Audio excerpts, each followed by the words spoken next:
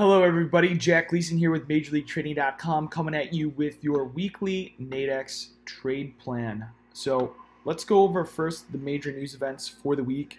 Monday at January 22nd for the Japanese markets, we're going to have the monetary policy statement as well as the Bank of Japan outlook report.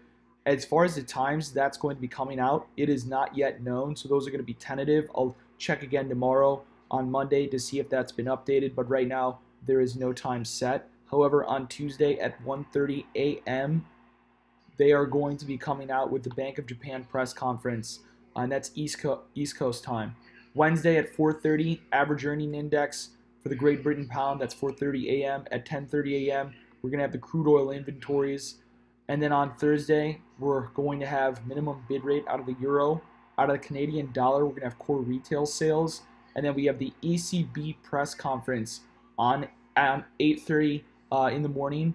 That's probably going to be a big mover. I was reading that there is a 50% chance that the market is expecting to taper in. So it could go either way as far as the taper. But look for a big move in the euro potentially on Thursday. And on Friday, we have our most stacked currency news day of the week with preliminary GDP out of the Great Britain pound at 4:30 a.m. And then out of the Canadian dollar, we're going to have CPI 8:30. And then for the US dollar, GDP core durable goods orders at 8:30 a.m. At 9 a.m., the Bank of England Governor Carney will be speaking. And then at 9 a.m. as well, Bank of Japan Governor Kuroda will be speaking. So Friday will be the most stacked Red Star news event of the week, and the ECB press conference at 8:30 on Thursday is also a big mover. So right now, the big news, I'm sure you've all heard of it, not to get political or anything, but government shutdown, okay?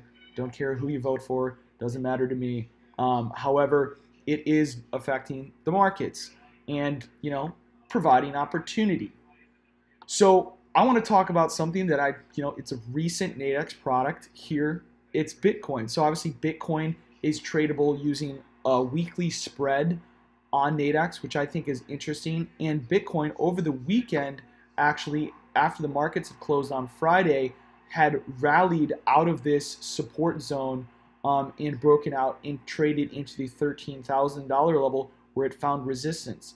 We have now pulled back into the 50% retracement from the swing low of last Wednesday. That low of last Wednesday is actually when the first futures contract in Bitcoin had expired, and that was the CBOE contract that expired. We rallied, the government shut down, we rallied, but now we've pulled back into the base of that rally, as well as we had the breakout on the government shutdown. Now, I got no idea whether or not the government's going to figure out their stuff next week. It really doesn't affect me, but I do think the headline opportunity, and you're going to see, the headlines come across, the Democrats aren't agreeing with the Republicans, yada, yada, whatever it is. I do think we can potentially see another run back higher in Bitcoin and take out these highs of the week.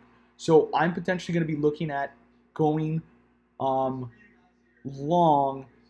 or looking at going long the Bitcoin contract spread for the week. It's a limited risk spread, and we'll see where it opens tomorrow or this evening when Nadex actually opens. But I'm interested because we're at this potential support area, because we have the headline risk of the government shutdown, and just the fact that we really did rally out of lows. I don't think Bitcoin is dead. I'm just trading it like any other chart. I'm not speculating on the long-term reality of cryptocurrencies. It's just, to me, it's just a trade. So I'll be looking for that spread to open this week. And then the other trade I'm looking at here is in the oil market. I want to talk about where I think oil could potentially pull back down into, and that is this 62 level. So going back to the 9th of January, we really broke out in oil. We continued with another rally on Thursday. That rally then actually followed by taking out the swing low from the Wednesday low. However, we continued to rally. We then took out the swing high, barely, into the close on Monday when the market was closed for Martin Luther King Day.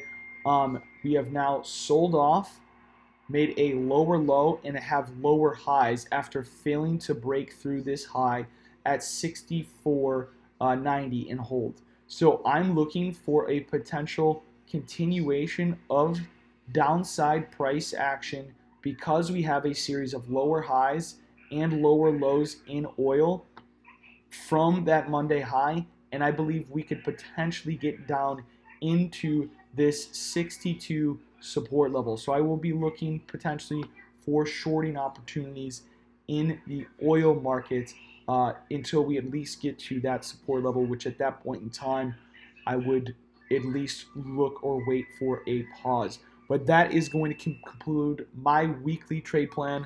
For the free weekly video that we do, if you guys like my content, please do me a favor and like this video. It really helps, and I really appreciate that you do that. Feel free to leave a comment below, and make sure to subscribe to our YouTube channel, Major League Trading, so you guys can stay up to date every single week when I do these videos. Everybody have a wonderful week, and I'll see you guys in next week's video.